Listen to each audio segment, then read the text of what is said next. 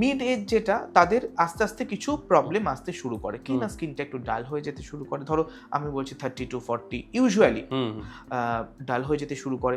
কখনো কখনো স্কিনটা একটু লুজ হতে শুরু করে, একটা আধটা দাগছোপ আসতে শুরু করে।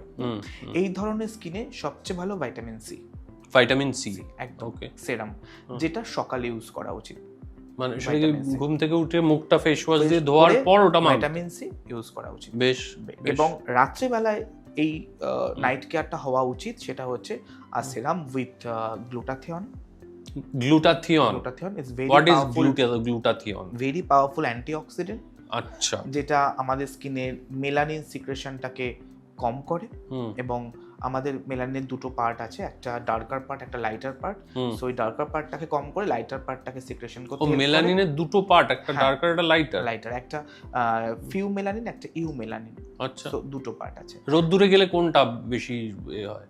রোদ্রে গেলে আমাদের এখানকার স্কিনে ইউ মেলানিনটা বেশি সিক্রেশন হয়, সো দ্যাট আমরা we got tan very easily.